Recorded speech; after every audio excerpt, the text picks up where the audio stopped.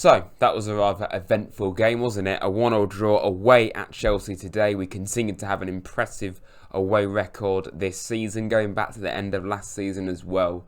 So, yeah, we are a completely different entity on the road now.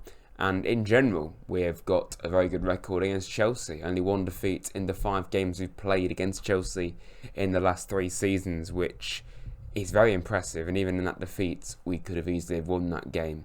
So, yeah, that's brilliant. And looking at the team news, obviously Elliot Anderson was out wide on the wing again, which a bit questionable, but playing on his more favoured side at least, which is good. Hudson-Odoi on the other side was interesting, but I'm just pleased we at least had a natural wing on the pitch this time, and obviously Morgan Gibbs-White back in the team. So I was pretty fine with how the team news shaped up. And the first half, it wasn't too much to report. It was just a pretty well balanced game where both sides had chances, particularly.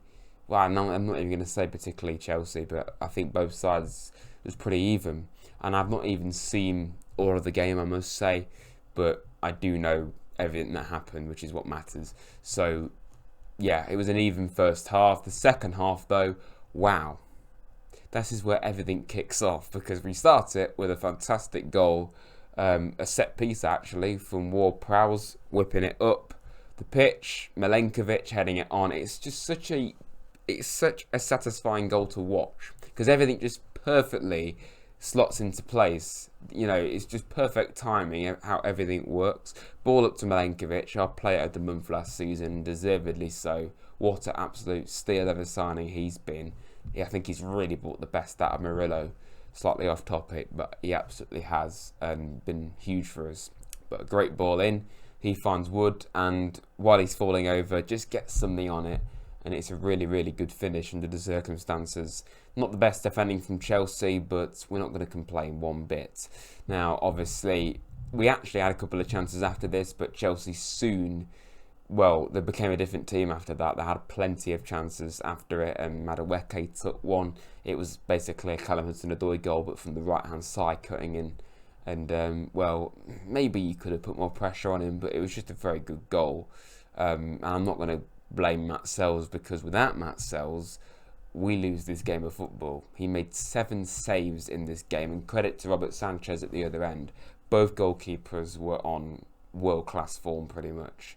And that isn't even exaggerating. They were both on immense form. So, yeah, they kept this game at 1-0, both of them. And especially towards the end of the game, where things really started to flare. Tempers started to flare with an injury. That's not obviously tempers, but the booking. And then, well, basically a bit of a brawl.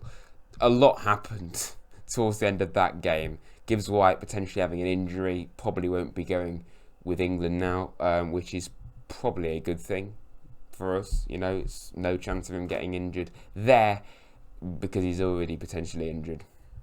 So I don't even think it is a good or bad thing, because he's already is injured. So yeah, I don't know why I said that, but it's frustrating if this is potentially a bad injury. He was at least on his feet afterwards, but it was pretty lengthy, and that's why there was so much added time towards the end, among all the other things that I just said. And Dominguez came on for him. We also brought in Nico Williams and Jota Silva. Both played their part. Both had chances in this second half. Nico, his tackle with Cucurella is what started that brawl and really made everything kind of boil over a bit. There was plenty of yellow cards in this game as a result. And obviously there was a red card as well. I mean... Listen, right, I've heard some people trying to excuse him for it because he was losing his balance. That's true, he was losing his balance. It was a bit of a quick turnover from Moreno's pass, so he didn't really have much time to react. It was through on goal, he was scrambling to get to his feet. So I understand that, but maybe it's a blessing, because if it wasn't, if he hadn't done what he did, literally grabbing the ball, for me, that's a blatant booking, ultimately.